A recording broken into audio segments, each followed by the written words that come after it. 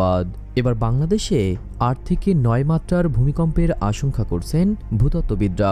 Burma plate এগোচ্ছে, আর এতে বাংলাদেশ ভূমিকম্পের চরম ঝুঁকিতে থাকছে। সম্প্রতি তুরস্ক ও সিরিয়ায় ভূমিকম্পে হাজার হাজার মানুষ প্রাণ হারিয়েছেন, আহত হয়েছেন আরও হাজার হাজার মানুষ। এই ভূমিকম্পে সাম্প্রতিক সময়ে বিশ্বের সবচেয়ে ভয়াবহ ভূমিকম্পগুলোর একটি বলে মনে করা হচ্ছে। বিজ্ঞানীরা বলছেন, ওই এলাকার মাটির নিচে থাকা অ্যারাবিয়ান প্লেটটি উত্তর দিকে সরে গিয়ে আনাতোলিয়ান প্লেটের সাথে ধাক্কা দিলে এই ভয়াবহ ভূমিকম্পের সৃষ্টি হয়। একই কারণে 1822 সালেও এখানেই এক দফা ভূমিকম্প হয়েছিল। বিশ্বের যেসব এলাকা ভূমিকম্প প্রবণ বলে চিহ্নিত করা হয়েছে, তুরস্কের এলাকাটি তার মধ্যে অন্যতম। ভূতত্ত্ববিদ ও ঢাকা বিশ্ববিদ্যালয়ের আর্থ অবজারভেটরির সাবেক পরিচালক সৈয়দ হুমায়ুন আখতার জানিয়েছেন, পৃথিবীর ভূপৃষ্ঠ আলাদা আলাদা বিট বা প্লেট টেকটোনিক দিয়ে তৈরি হয়েছে, যা নিচের নরম পদার্থের উপরে ভেসে আছে। সারা পৃথিবীতে এরকম বড় 7টি প্লেট রয়েছে এবং অসংখ্য ছোট ছোট সাব প্লেট রয়েছে। এগুলো যখন সরে যায় কিংবা নড়ানড়ি করতে থাকে, একটি অন্যটিকে ধাক্কা দিতে থাকে, তখন ভূতত্ত্বের মাঝে অ্যালেস্টিক এনার্জি শক্তি সঞ্চিত হতে থাকে। সেটি যখন শিলার ধারণ ক্ষমতার পেরিয়ে যায়, তখন সেই শক্তি কোনো বিদ্যমান বা নতুন ফাটল দিয়ে বেরিয়ে আসে।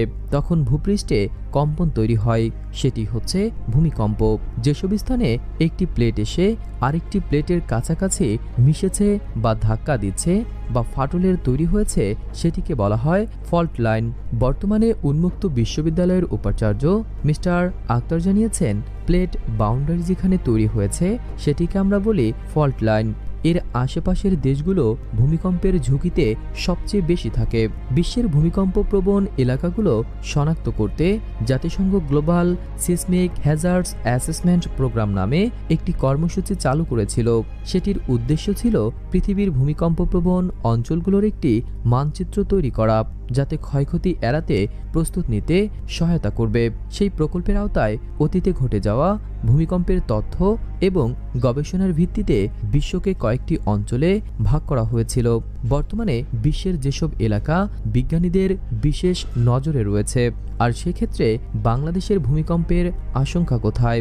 ভূতত্ত্ব বিশেষজ্ঞরা বলছেন, বাংলাদেশের সিলেট থেকে চট্টগ্রাম অঞ্চলে কয়েকটি প্লেট থাকার কারণে এসব এলাকা ভূমিকম্পের বড় ঝুঁকিতে রয়েছে। ঢাকা বিশ্ববিদ্যালয়ের একজন ভূতত্ত্ববিদ বলছেন, উত্তরে তিব্বত সাবপ্লেট, ইন্ডিয়ান প্লেট এবং দক্ষিণে বার্মা সাবপ্লেটের সংযোগস্থলে বাংলাদেশের অবস্থান। ফলে সিলেট, সুনামগঞ্জ হয়ে কিশোরগঞ্জ, চট্টগ্রাম হয়ে একেবারে দক্ষিণ সুমাত্রা পর্যন্ত চলে গেছে। কলম্বিয়া বিশ্ববিদ্যালয়ের সঙ্গে ঢাকা বিশ্ববিদ্যালয় 2 যুগ ধরে এই নিয়ে গবেষণা করেছে। সেখানে দেখা যায়, ইন্ডিয়া প্লেট ও বার্মা প্লেটের সংযোগস্থলে দীর্ঘ সময় ধরে কোনো ভূমিকম্পের শক্তি বের হয়নি। ফলে সেখানে 400 থেকে 1000 বছর ধরে শক্তি সঞ্চয় করে যাচ্ছে। ইন্ডিয়া প্লেট পূর্ব দিকে বার্মা প্লেটের নিচে তলিয়ে যাচ্ছে, আর বার্মা প্লেট পশ্চিম দিকে অগ্রসর হচ্ছে। ফলে সেখানে যেই পরিমাণ শক্তি জমা হচ্ছে, তাতে 8 মাত্রার অধিক ভূমিকম্প হতে পারে। অধ্যাপক সৈয়দ হুমায়ুন আখতার জানিয়েছেন, এটি যেমন একেবারে হতে পারে, আবার কয়েকবারও হতে পারে। তবে যে কোনো সময় বড় ধরনের ভূমিকম্প হতে পারে বলেও তারা আশঙ্কা করছেন। সাধারণত এই ধরনের ক্ষেত্রে 7 বা 8 মাত্রার ভূমিকম্প হয়ে থাকে, কিন্তু কবে বা কখন সেটি হবে তা এখনও বিজ্ঞানীদের জানা নেই। সান ফ্রান্সিসকো বা দক্ষিণ আমেরিকার ভূমিকম্পের সঙ্গে এর যথেষ্ট মিল রয়েছে। সুনামগঞ্জ জাফলং অংশে ডাউকি ফল্টের পূর্ব প্রান্তেও ভূমিকম্পের ঝুঁকি রয়েছে বলে বিজ্ঞানীরা আশঙ্কা করছেন। এসব ফল্টে ভূমিকম্প হলে ঢাকাসহ সারা বাংলাদেশে বড় ধরনের ক্ষয়ক্ষতির আশঙ্কা বা বিপদের মাত্রা অনেক বেশি বলে আশঙ্কা করা হচ্ছে।